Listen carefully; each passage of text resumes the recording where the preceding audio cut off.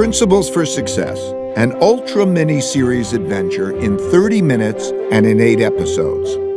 Episode 8, Struggle Well. So far I described how I learned to confront my own realities, my problems, my mistakes and weaknesses, and how I surrounded myself with others who could do things better than I could. This was the most effective way I discovered for making great decisions. This is not the normal way of being, but through this approach I became very successful. And being successful enabled me to meet extraordinarily successful people and see how they think. I've discovered that their journeys were similar to mine. You might not know it, but they all struggle, and they all have weaknesses, that they all get around by working with people who see risks and opportunities that they would miss. Over time, I learned that by nature, most people's greatest strengths are also connected to their most significant weaknesses. And striving hard for big things is bound to lead you to painful falls. It's just part of the process. Such setbacks will test you. They sort people.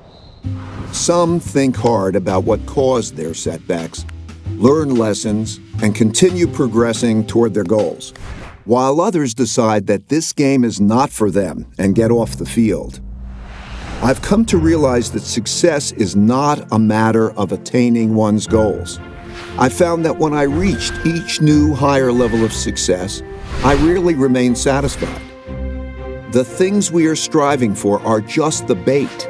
Struggling to get them forces us to evolve, and it is this struggle toward personal evolution with others that is the reward.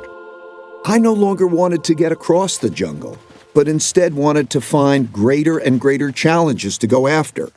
Surrounded by great people, working together on a shared journey. Eventually, the success of the mission and the well-being of the people alongside me became more important than my own success. I also started to see beyond myself and wanted others to be successful when I'm no longer here. I realize that if I fail to do that, I will be a failure. I struggle with this now. We all struggle with different things at different times, until we either choose to give up or until we die and become part of the larger evolutionary story. This is how all machines work and are recycled through time.